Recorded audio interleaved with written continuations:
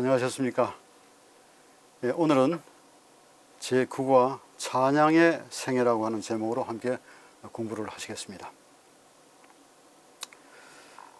그동안 저희들은 1과에서 6과까지 고난의 경험이라고 하는 주제로 함께 대화를 나누었고요.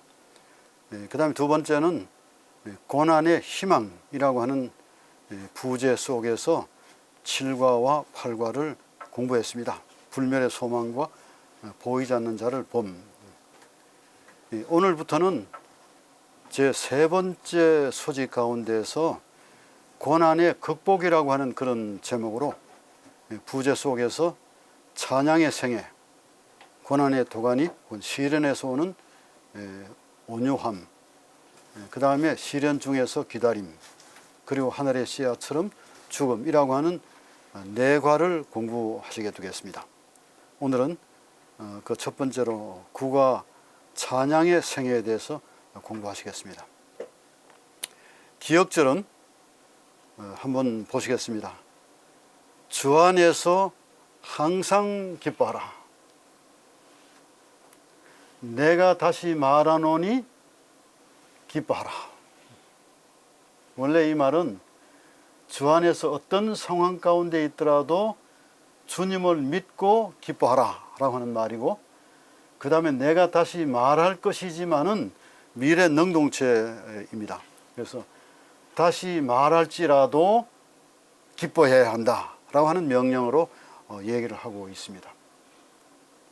오늘 저희들은 이 주제 속에서 찬양을 해야 될 필요가 무엇이 있는지를 저희들이 이 과를 통해서 공부하시겠습니다.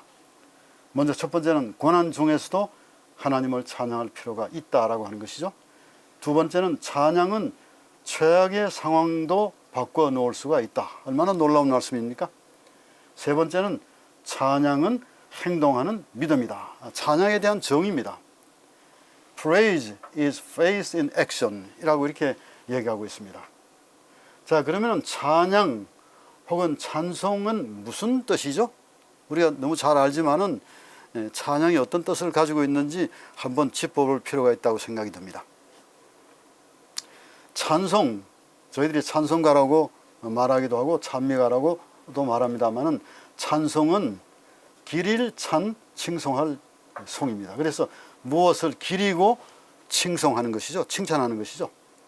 그 다음에 찬양은 훌륭한 것을 기리어 드러내는 것입니다. 드러낼 양이에요. 그러니까 기쁘면은 그것을 밖으로 드러내야 된다는 것이죠. 세 번째, 우리가 찬미라고 하는 것은 아름다운 덕을 기리는 것입니다. 이걸 높이 들고 그리고 기억하고 그리고 찬송하는 것이죠. 그래서 이번 기억절은 주 안에서 항상 기뻐하라. 내가 다시 말하노니 기뻐하라는 말은 어떤 상황 가운데서 우리는 주님의 성호와 인도하심과 그분의 은혜에 대해서 감사하고 찬송해야 된다라고 하는 것을 얘기하고 있습니다.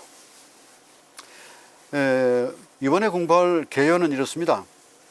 사실 제목들이 이렇게 좀 산만하게 흩어져 있습니다만은 이 내용을 조금 더 추리면은 이렇습니다. 항상 기뻐하라라고 하는 제목은 찬양의 틀입니다. 그러니까 왜 기뻐해야 되는지, 그 이유가 무엇인지, 그리고 무엇이 찬양을 구성하고 있는지 그 프레임에 대해서 공부하겠습니다. 두 번째, 성을 무너뜨린 기도 혹은 찬양이라고 했는데, 이제 난공불락 여리고성을 무너뜨린 것인데 이것은 찬양의 힘으로 무너뜨린 것입니다. 그래서 1소지는 찬양의 틀, 2소지는 찬양의 힘, 이렇게 부제를 다시면 공부하시기가 쉽습니다. 그 다음 세 번째는 승리의 찬미들 중 하나인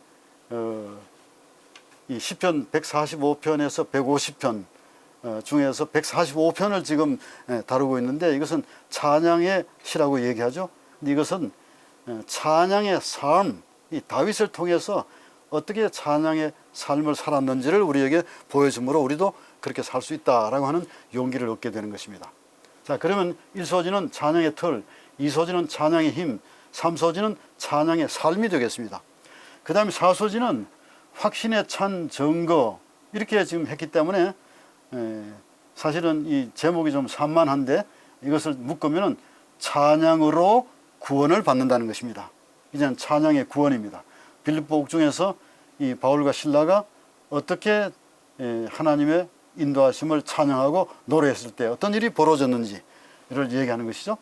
그 다음에 마지막으로 이제 5장은 찬양으로 적을 물리침입니다. 이건 찬양의 승리가 되겠습니다. 여호사밧에 관한 얘기죠. 자, 그러면은 저희들은 찬양의 틀, 찬양의 힘, 찬양의 삶, 그리고 찬양의 구원, 그 다음에 찬양의 승리, 혹은 또 원래 이 사소지는 조금 제목에 비추어서 보면은 찬양의 전도 위력입니다. 사실상 이것이 그 내용이 되겠습니다. 그래서 이번에 공부는 찬양이 되겠습니다. 자, 그러면은 1소지에서 찬양의 틀, 찬양의 조건이 무엇입니까? 이 저자는 러시아의 대표적인 문호 가운데 한 분인 표도르 도스토옙스키의 얘기와 생애를 잠깐 언급했습니다. 여러분이 잘 아시는 바와 같이 정말 이분의 그 책 가운데 죄와 벌, 백치, 혹은 악령들의 제야 생활의 수기 등은 아주 유명한 책이 되겠습니다. 그런데 그는 어느 날 유럽의 농노 해방, 그러니까 노예들을 해방시키는 어떤 조직이 있었는데 그 조직이 페트로셉스키 클럽입니다. 이 페트로셉스키 클럽에 자기도 모르게 가담했다가 그 다음에 그때 그 황제 차르 니콜라이 1세에 의해서 23명의 지성인들이 함께 체포가 되었습니다. 그 중에 한 사람이 이 표도르 도스토옙스키입니다. 근데 그가 이제 체포가 되었고 이제 사형 선고를 받았죠. 그런 다음에 사형 집행의 날이 되었습니다.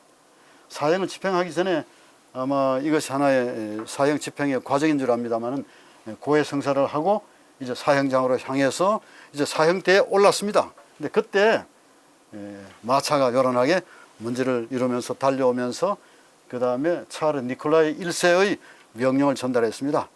네가 사형에서 감형되었다고 하는 소식을 듣게 되었습니다. 그 이후에 4년간 시베리아 감옥에서 중노동 후에 석방이 되었는데 이 석방이 되고 난 후에 그가 살아온 생애를 돌아보면서 그는 이런 얘기를 했습니다. 이것을 이 얘기를 중심으로 해가지고 이번 이 국화를 엮어 가려고 하고 있는 것 같습니다.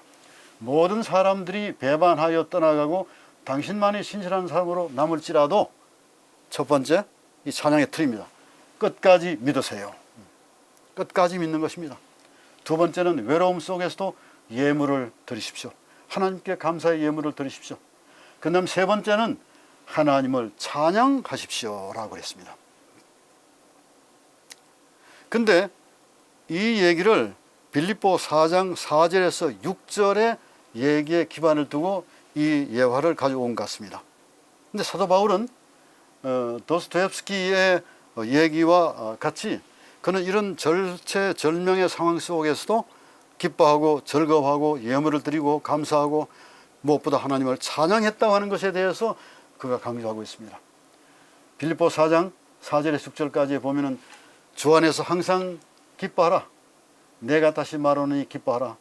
너희 관용을 모든 사람에게 알게 하라. 주께서 가까우시니라. 아무것도 염려하지 말고 다만 모든 일에 기도와 간구로 너희 구할 것을 감사함으로 하나님께 아뢰라 그랬습니다. 이 얘기는 사도 바울이 이 로마의 감옥에 갇혀 있을 때 옥중 서신 가운데 한 소지가 되겠습니다. 사실은 그는 로마의 네로 치하에서 더 이상 이젠 석방의 희망이 없다, 혹은 구원받을 가능성이 없다라고 하는 그러한 상황 속에서 지난 날을 돌아볼 때 하나님께서 자기를 인도하신 인도의 손길이 얼마나 오묘하고 얼마나 놀라웠는지에 대해서 그가 아주 일목요연하게 얘기하고 있습니다. 이렇게 말했습니다. 내가 처음 변명할 때 나와 함께 한 자가 하나도 없고 다 나를 버렸으나 주께서 내 곁에 서셔서 나에게 힘을 주셨다 그랬습니다. 우리가 종종 어려운 고난 가운데 있을 때 나만 홀로 버려진 것처럼 생각이 들 때가 있습니다. 그때 사도 바울이 우리에게 아주 하나님의 명령을 전달하고 있습니다. 이는 그가 한 얘기지만 그리스도의 명령입니다. 기뻐하라. 명령형입니다. 현재 우리가 아주 능동적으로 하나님께 기뻐하라는 것입니다. 이것은 우리의 몫이라고 하는 것입니다. 이건 명령이에요. 이는 조건이 아닙니다.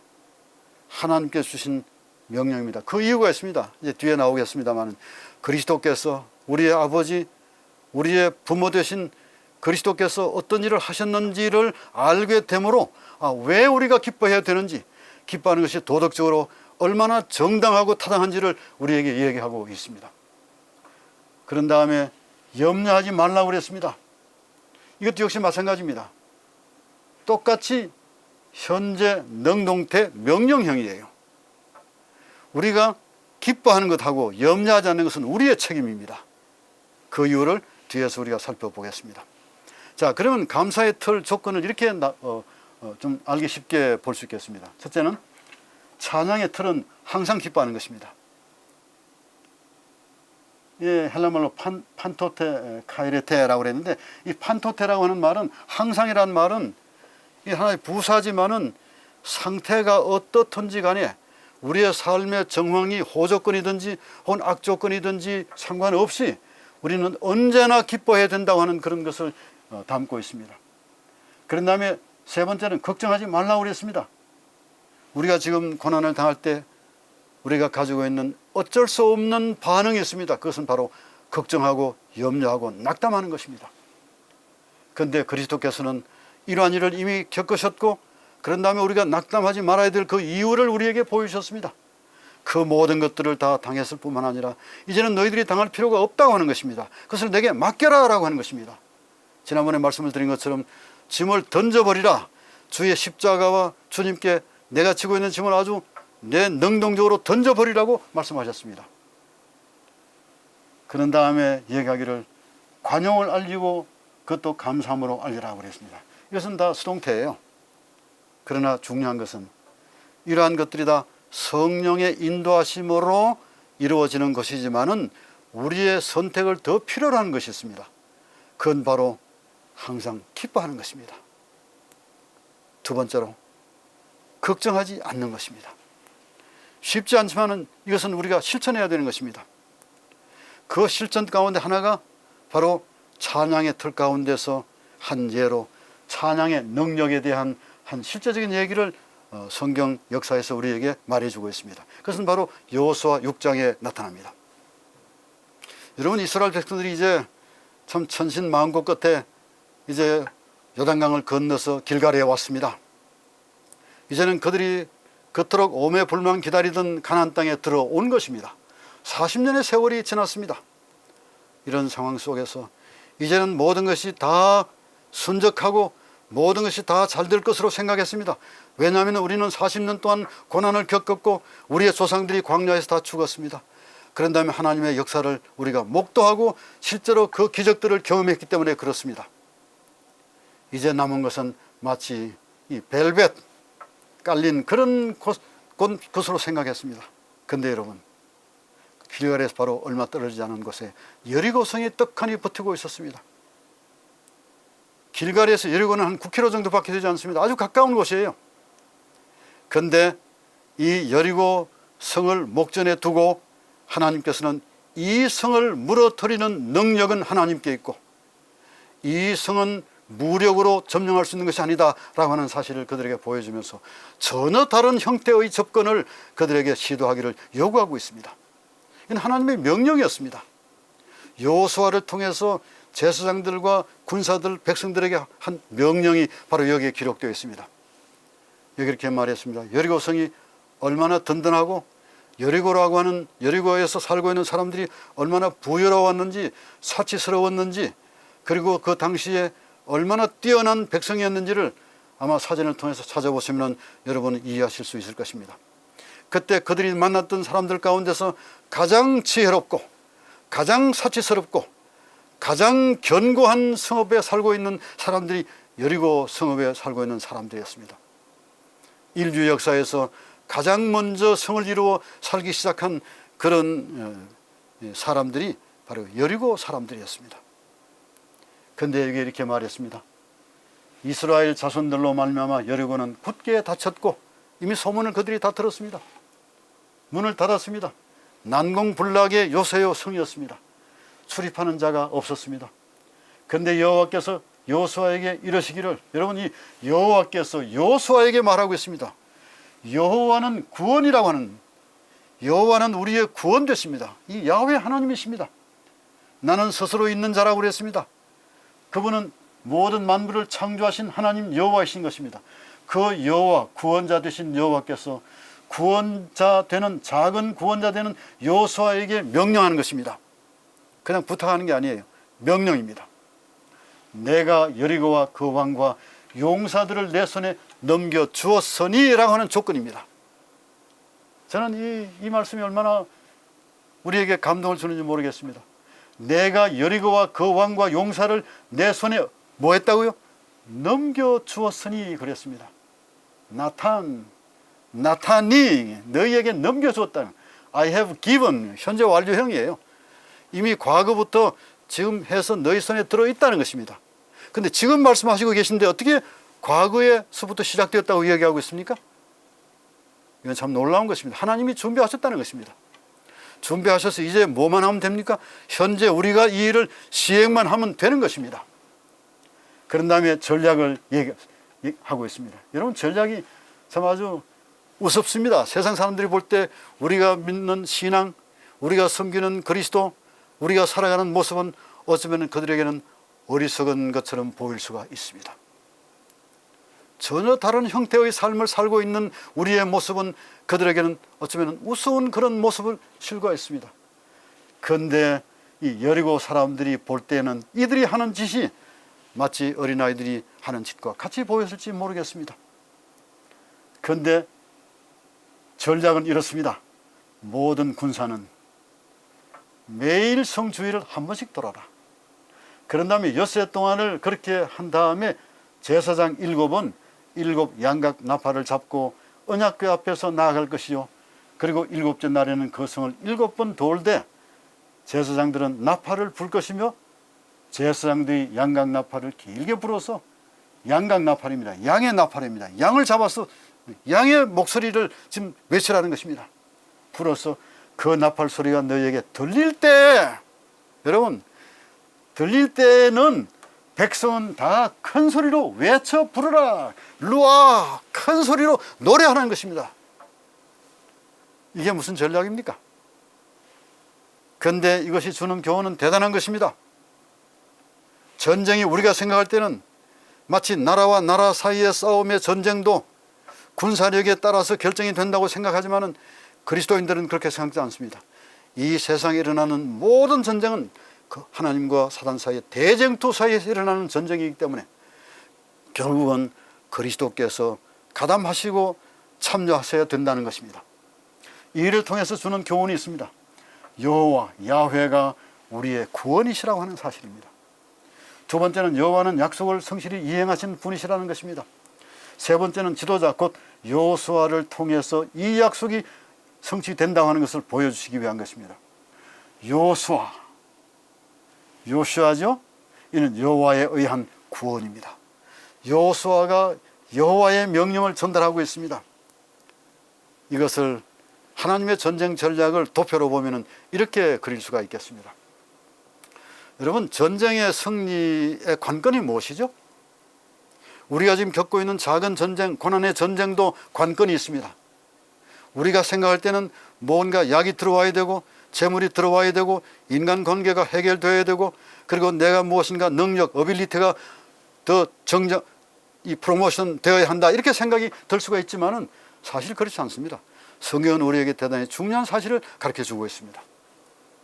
그건 바로 하나님의 말씀인 것입니다. 여러분, 만약에 그 제사장들, 군사들 사이에 뭐가 없었다면, 그 다음에 아무리 나팔을 크게 불지라도 뭐가 없었으면, 아무리 한 바퀴씩 돌고 그 다음에 안식일날 7바퀴를 돈다 할지라도 뭐가 빠지면 그 전쟁은 실패할 수밖에 없다고 성경은 얘기하고 있습니다. 그건 바로 언약궤인 것입니다. 하나님의 말씀인 것입니다.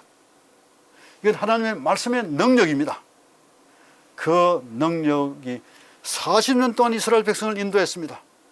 구름기둥과 불기둥으로 인도함을 받았지만은 그러나 구름기둥과 불기둥이 사실은 지키는 게 있었습니다. 그건 바로 하나님의 말씀이었습니다. 법궤입니다. 하나님 자신을 스스로 지키면서 하나님께서 인도해 가신 것입니다. 그런 다음에 성리의 관건 두 번째는 안식일인 것입니다. 일곱째 날인 것입니다. 일곱째 날이 있을 때야만이 모든 것이 끝나는 것입니다. 일곱째 날은 여호와의 능력을 찬양하는 날이고 그분을 경배하는 날인 것입니다. 그래서 언약궤와 일곱째 날이 중심이 되고 그 다음에 제사장들이 양쪽에 서서 나팔을 불고 그 다음에 일곱 언약궤를 메고 가는 것이죠.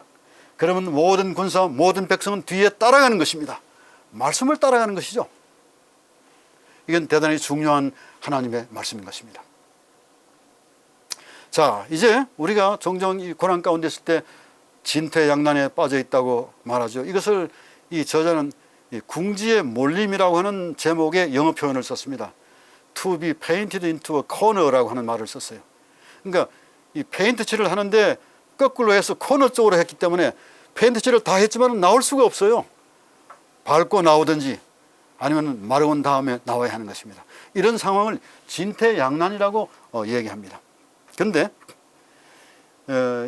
우리가 이 말씀을 연구하면서 찬양의 틀 가운데서 이제 한 예로 이 여리고 성에 대한 얘기를 들었는데 이 여리고를 점령할 때 대단히 중요한 내용이 담겨 있었습니다. 저는 이 말씀을 읽으면서 참 우리가 어떻게 믿음의 옷깃을 여며야 하는지 그 방법을 절실히 우리에게 얘기하고 있습니다. 아무리 그 전략이 좋았다 할지라도 하나님은 반드시 그들에게 요구하는 게 있습니다. 그들은 유월절에 참여해야 하는 것입니다.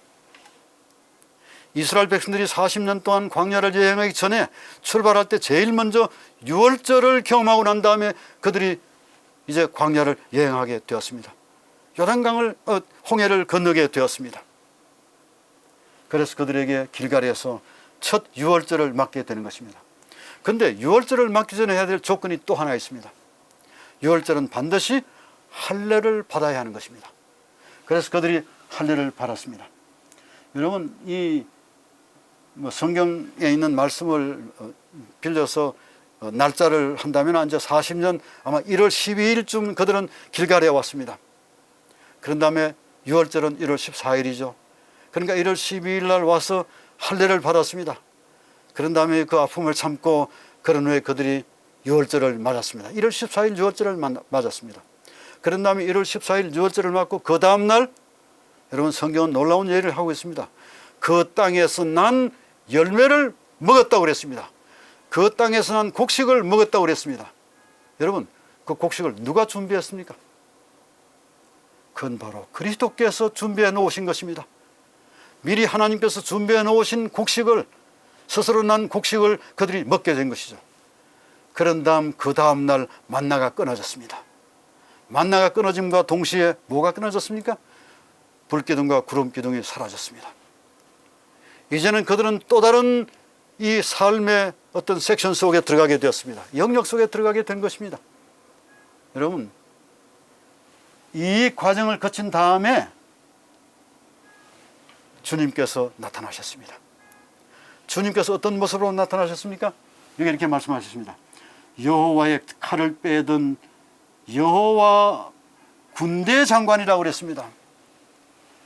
사르, 체바, 그 다음에 야훼 이렇게 말했습니다.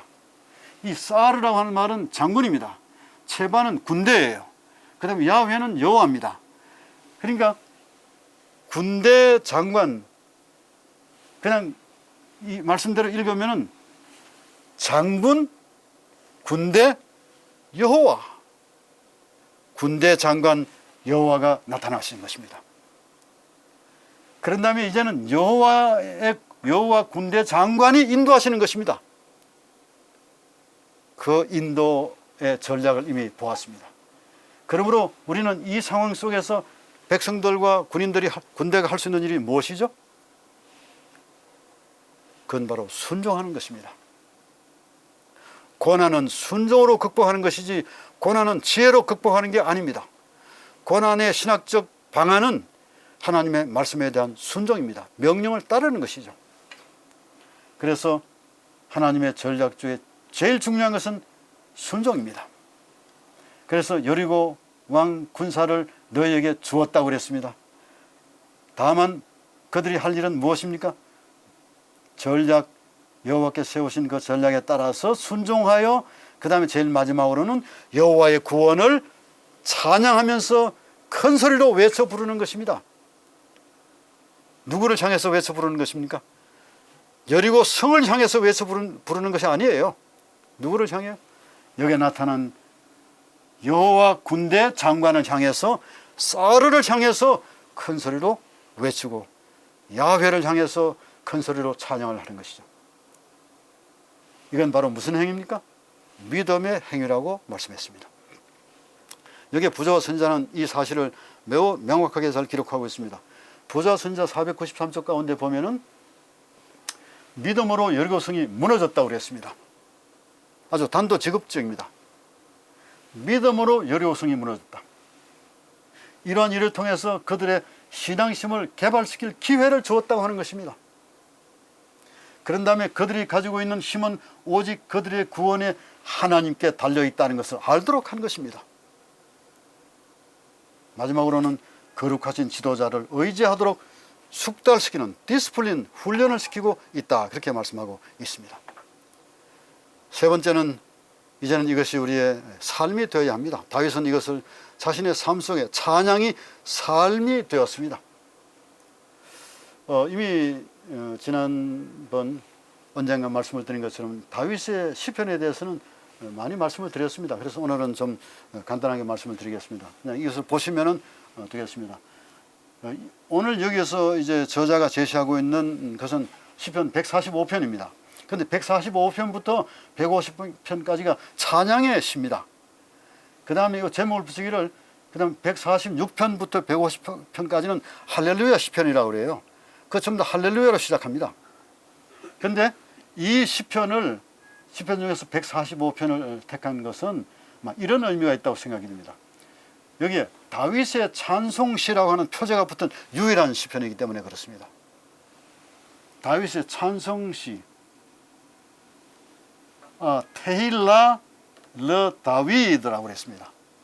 이 테힐라, 찬송이라고 하는, 다윗의 찬송이라고 하는 제목이 붙은 것은 이 145편이에요. 그래서 아마 이것을 찬송과 맞추기 위해서 저자가 이것을 넣지 않았나, 이렇게 생각이 듭니다. 그 다음에 이것은 성리의 찬미들이고요. 그 다음에 이 시는 좀 특별한 시예요. 이게 답관체라고 하는 것으로 오는데, 답관체, 이 밟을 답, 갓관, 몸체죠.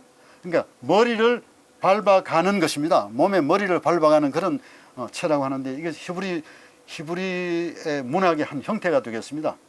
그러니까 히브리어 알파벳을 매 문장 첫 단에 넣었습니다. 이것이 145편의 특징입니다. 물론 이렇게 답관체로 된 시편이 9편이 있습니다. 9편이 있는데 그 중에 제일 완전한 것은 시편 34편이고 그 다음 119편이 되겠죠. 그런데 이것을 비교적 히브리어 22자 가운데서 순서별로 가장 짧고 완전한 것이다 생각이 들어서 아마 이것을 넣은 것 같습니다. 그런데 이렇게 답관체형으로 이 시편을 구성하게 된 가장 중요한 원인이 무엇이죠? 좀 더 주님께 아름답게 경건하게 예배드리고 경배하기 위한 저자의 목적이었을 겁니다. 다윗이 그렇게 살았습니다. 아무렇게나 노래를 부르지 않고, 노래도 정돈된 노래를 불러서 마치 경건한 상황 속에서 노래를 부르고자 하는 그의 노력이 있었기 때문에 그렇다고 생각이 듭니다. 주제는 그렇습니다. 여호와의 이름이, 그리고 그분의 선하심과 위대하심, 나라, 어려우심, 은혜를 송축하는 것이죠. 용어들이 많습니다. 이게 전부 다 사용된 용어들이 전부 다 이런 용어들입니다. 송축하다, 찬양하다, 선포하다, 엎조리다, 말하다, 노래하다, 감사하다, 알리다, 앙망하다, 이런 것들이 주를 이루어서 답관체 형태로 여호와의 구원을 노래하는 그런 다윗의 정성은 우리가 본받아야 될 태도라고 생각이 듭니다. 근데 그걸 한번 보면은 뭐 이건 어렵기 때문에 여러분들에게 다시하게 말씀을 드릴 필요가 없지만은, 그러나 좀 도움이 되기 위해서 흥미를 좀 돋우기 위해서 제가 이걸 한번 만들어 보았습니다. 사실은 히브리어는 22자, 자음이 22자로 되어 있습니다. 22자 가운데 이제 머리를 밟아가는 답관체라고 그랬으니까 이렇게 쓰는 것입니다. 알레프를 쓰고 베이트, 기멜, 달렛, 해, 와우, 자인, 헤트, 테트, 요드, 카프, 라멧, 맴, 그다음 눈이 빠졌습니다. N이 빠지고 그 다음에 사메크, 아인, 테, 차데, 콥, 레스, 스윈, 타우, 이렇게 해서 22자 가운데 눈만 빠지고 21자가 다 들어갔습니다. 근데 이렇게 하면서 뭐를 만들었는가 하면은 전부 다 주의 이름을 높이는 것입니다. 주의 이름을 높이고 주의 성호를 찬양하고 주의 위대하심을 노래하고 주의 존귀하심과 위엄하심, 주님은 위대하시다, 은혜로우시다 쭉 해서, 그래서 이 145편 1절부터 12절까지는 하나님 자신과 하나님의 속성에 대한 얘기입니다. 그래서 이 속성은 칼 형인데 PL형, 이 히브리의 문학 가운데서 문법 가운데서 PL형이 있는데 이 PL형은 강조형입니다. 그래서 강조하는데 미완료형을 사용했습니다. 현재와 미래를 얘기하는 것이죠. 계속해서 이분은 과거에도 그러셨지만은 앞으로 이 다윗에게 있어서 이 하나님은 이런 분이시다라고 하는 사실을 그가 강조하기 위해서 이 용어들을 비엘형으로 강조형을 썼습니다. 그런 다음에 13절부터 시작해서 21절까지는 여호와의 돌보심, 이것은 칼 분사형입니다. 현재 하나님께서 이렇게 돌보고 계신다. 이 다윗이 이 시편을 기록하면서 노래를 지어서 하나님을 찬양하면서 들판에서 말이에요. 그 다음에 성전에서 찬양하면서 그는 여호와의 돌보심이 얼마나 위대한지를 노래한 것입니다. 주의 나라, 주의 통치한 다음에 주가 우리를 붙드시고 먹이시고 만족해 하시고 그 다음에 가까이 하시고 부르짖음을 들으시고 우리를 보호하시는 것입니다.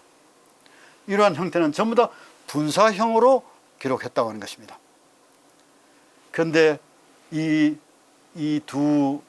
구조 속에서 제일 중심은 바로 하나님의 나라가 되겠습니다. 우리가 지금 현재 고난을 경험하고 있지만 우리의 가는 목표는 너무나 분명한 것입니다. 그것은 바로 하나님의 나라인 것입니다. 하나님 나라. 우리가 기다리는 것은 이스라엘 백성들이 가나안 땅에 들어가기를 그렇게 소망하고 그렇게 기도하고 노래했던 것처럼 제7일 안식일 예수재림교회 성도들과 그리고 흩어져 있는 많은 그리스도인들이 노래 부르는 것은 하나님의 나라를 기다리고 있다고 하는 사실입니다. 이 땅이 하나님의 나라가 될 것이지만은 그러나 지금은 이 땅이 전쟁 동안이 속에 있습니다. 그래서 우리가 고난을 경험하고 있는 것이죠. 이러할 때 우리에게 요구하고 있습니다. 그것은 바로 어떻게 그러면 다윗처럼 어떻게 이 여호수아와 그 백성들처럼 주님을 노래할 수 있을까? 그건 바로 훈련이 되어야 한다는 것이죠. 그래서 훈련의 세 방법을 이 저자가 여기에 찰스 하돈 스펄전이라고 하는 이 목사님이 그분이 쓴 유명한 책이 있습니다. The Practice of Praise라고 하는 찬양의 연습이라고 하는 책이 있습니다. 찰스 스펄전. 근데 여기에 있는 얘기를 하면서 그가 이렇게 얘기했습니다. 찬양은 우리 주위를 둘러보므로 주변을 돌아보라는 것입니다. 돌아보면은 부정적인 것을 보지 않고 성령의 인도하심을 따라서 많은 긍정적인 사실들을 발견하게 될 것입니다. 그 다음에 두 번째는 찬양은 우리가 본 것을 기억함으로 우리에게 망각증이 있지만은 그러나 끊임없이 노력해야 될 것, 기도해야 될 것은 우리가 주님께서 우리에게 베푸신 은혜를 기억하는 것입니다. 그 다음에 세 번째는 찬양은 그것을 이야기함으로 스토리텔링이죠. 계속해서 이야기하는 것입니다. 성경은 이야기책입니다. 그 속의 이야기를 우리에게 들려주고 있는 것이죠. 그래서 둘러봄으로 기억함으로 이야기함으로 그래서 이것을 좀 알기 쉽게 look, remember and talk입니다. 봄으로, 기억함으로, 말함으로 우리는 우리의 찬양을, 신앙을 개발할 수가 있다라고 하는 것입니다. 그 다음에 네 번째는 또한 증거로 이제 찬양으로 우리는 구원을 받을 수 있다고 하는 사실을 하나 얘기하고 있습니다. 간수의 증거를 통해서 볼 수 있습니다. 이것은 사도행전 16장 19절에서 24절에 나와 있는 얘기입니다만은 이 얘기는 우리가 너무 잘 알고 있습니다. 그래서 길게 말씀을 드리지 않겠습니다. 다만 이 빌립보 감옥에서 있었던 그 기적, 그 놀라운 사건은 사실은 우리에게는 기적처럼 보이지만 어쩌면 그들에게는 기적이 아닙니다. 그들의 삶이었습니다. 바울과 실라는 죽을 고비를 많이 넘겼습니다. 그리고 많은 어려움을 겪었습니다. 그런 상황 속에서 이제 빌립보 감옥에 갇히게 되었는데 그 밤중에 그는 노래 불렀습니다. 한밤중에 바울과 실라가 기도하고 하나님을 찬송했습니다. 기도와 찬송은 예배의 아주 중요한 요소가 됩니다. 이 요소를 그가 실천한 것입니다. 그래서 그 옥은 뭐로 변했습니까? 사실상 예배당으로 변했고 그리고 안식일날 가는 성소로 변한 것입니다. 왜요? 여호와가 함께 하신 곳이었습니다. 그래서 그곳에 계시는 깜깜한 밤중이지만 여호와는 항상 계신다고 했기 때문에 나는 항상 너희들과 함께 있겠다고 말씀하셨기 때문에 그는 자기 곁에 와 계신 여호와를 향해서 찬송한 것입니다. 그때 갑자기 큰 지진이 나서 옥토가 움직이고 문이 곧 다 열리며 모든 사람의 매인 것이 다 벗겨졌다 그랬습니다. 얼마나 놀라운 얘기입니까? 이것은 이 사건으로 말미암아 간수의 가족들이 구원을 받았습니다. 그 밤 그 시각에 여러분 왜 그라고 하는 이 덜을 정관사를 넣어 놓았겠습니까? 이것은 바로 준비된 어떤 사건을 얘기하는 것이죠. 그 밤 여호와와 함께 하시는 그 밤 말이에요. 갇힌 그 밤에 그 시각에 기도하고 찬송하는 그 시각에 간수가 그들을 데려다가 그 맞은 자리를 씻어주고 자기와 그 온 가족이 다 침례를 받았다고 그랬습니다. 그 시간이 얼마나 되었는지는 알 수가 없지만 준비된 시간을 얘기하는 것이죠. 이런 사건을 두고 우리는 시간을 말할 때 크로노스라고 하는 시간을 쓰지 않고 카이로스라고 하는 시간을 쓰는 것입니다. 사건으로 연결어져 가는 시간을 카이로스라고 얘기하죠. 이렇게 사도행전은 얘기하고 있습니다. 사도들은 저희가 처한 고통스러운 장소 때문에 극도의 괴로움을 당했으나 불평하지 아니했다고 그랬습니다. 칠흑같이 어둡고 황폐한 토굴 가운데서도 그들은 기도하는 말로 서로 격려하고 하나님께 찬양의 노래를 불렀다고 그랬습니다. 그 까닭은 첫째, 하나님을 위하여 수치를 당하는 것은 가치 있는 일임을 알았기 때문입니다. 이게 그리스도의 고난에 동참하는 자세인 것입니다. 이게 믿음이죠. 이건 가치가 있는 것입니다. 젊어서 고생은 돈 주고 사수도 한다는 말이 있지 않습니까? 이건 정말 값진 고난인 것입니다. 두 번째는 구속주의 사업에 대한 깊고도 열렬한 사랑으로 기쁨을 얻었기 때문에 그렇습니다. 여러분 정말 기뻤습니다. 억지로 웃은 게 아닙니다. 어쩌면 여기에 표현은 없지만 하하 웃었을지도 모릅니다. 피를 흘리면서 굉장히 심각한 그 고통의 육신적인 고통의 상황 속에서도 그는 미소를 지으면서 여호와를 향해 찬양하지 않았나 그렇게 생각하는 것입니다. 세 번째는 영광스러운 진리의 능력을 이제는 눈이 열려 볼 수 있고 마음으로 느낄 수 있게 된 것을 기뻐하였다고 그랬습니다. 얼마나 놀라운 말씀인지 알 수 없습니다. 찬양은 구원의 힘이 됩니다. 이제 마지막으로 찬양은 우리에게 승리를 안겨다 줍니다. 이는 바로 여호사밧에 대한 얘기입니다. 여호사밧에 대한 얘기를 좀 여러분들께서 이 역대하 20장을 좀 잘 읽어보시면 좋겠다고 생각이 듭니다. 제가 시간이 많이 가기 때문에 제가 좀 줄이려고 생각하는데요. 중요한 것은 여호사밧은 유다의 분열 왕국의 4대 왕입니다. 그 아버지는 아사였습니다. 정말 선한 왕이었습니다. 이런 선한 왕을 하나님께서 인도하셨다고 하는 것입니다. 얼마나 선한 왕이었습니까? 하나님의 뜻을 구하고 계명에 순종하는 그런 왕이었습니다. 근데 그때 하나님께서 그를 도울 야하시엘이라고 하는 선지자를 보내줬습니다. 물론 거짓 선지자도 있었습니다. 미가야. 그러나 이 위기 상황 속에서 여호사밧이 그렇게 훌륭한 정치를 할 때 여전히 전쟁 속이기 때문에 주변에는 많은 자손들이 그 나라를 위협하고 있었습니다. 모압 자손이 있었고 암몬도 있고 마온 사람들이 있습니다. 자, 그런데 이 사람들이 지금 현재 어디 와 있다고요? 바다 저쪽 아람은 에돔을 얘기하는데 여기서는 아람이라고 했는데 에돔으로 번역된 데가 많습니다. 에돔이라야 사실은 저쪽 바다 저쪽이라고 합니다. 사해 바다 저쪽이라는 말이 맞습니다. 이게. 그래서 에돔에서 왕을 치러 엔겐디에 와 있다 그랬습니다. 굉장한 상황이죠. 이러한 때 여호사밧이 할 수 있는 일이 무엇입니까? 그건 바로 기도하는 것입니다. 하나님의 주권을 인정하고 아브라함 자손의 가나안 정복 역사를 언급하고 성전 중에 솔로몬의 기도를 언급하고 암몬과 모압 세일 거민이 지금 현재 유대인들을 추방하려고 한다고 하는 사실을 기도로 하나님께 알린 것입니다. 그때 야하시엘을 통해서 하나님께서 말씀하셨습니다. 야훼 하나님께서 말씀하신 것입니다. 큰 무리를 두려워하지 말라. 전쟁이 하나님께 속해 있다. 너희가 덕우와 덜로 나아갈 때 너희는 싸울 필요가 없고 단지 대열을 이루어 서서 여호와가 함께 하실 것인데 뭐만 하면 된다?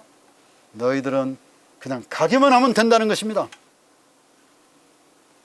그런데 그때 그는 이 왕과 더불어서 이 왕은 이 여호사밧은 레위 지파의 그핫과 고라 자손에게 예복을 입혀서 뭐 하면 나아가게 했는가 하면 백성들 앞에서 노래하면서 나아가게 했습니다. 찬양하면서 나아가게 했습니다. 여러분, 저는 이 얘기를 읽으면서 그 다음 장면이 참 놀라웠습니다. 여기에 보니까 20장 22절에 뭐라고 얘기했는가 하면 노래가 시작될 때, 여러분 시작될 때면 현재 진행형이죠. 그런데 실제 이 히브리어 가운데 보면은 여기에 히팔형을 써가지고 완전히 이 완료형을 썼습니다. 이건 뭐냐면 히팔형은 사역형입니다. 그런데 하나님께서 이미 이렇게 하도록 준비를 시킨 것입니다. 과거부터. 완료형이 과거부터 시작되었습니다. 노래가 시작될 때 이미 시작되었는데 그들은 믿음을 가지고 앞으로 나아갔을 때 그것이 그들에게 증거가 된 것은 현재인 것이죠. 그런데 모압과 암몬 이 세일 거민들을 스스로 진멸시킨 후에 쳐 죽였다. 전쟁이 끝났습니다. 이제 저는 말씀을 마치면서 이제 우리는 우리의 마음과 입술을 길들여서 비할 데 없는 사랑을 베풀어 주신 하나님을 찬양하자.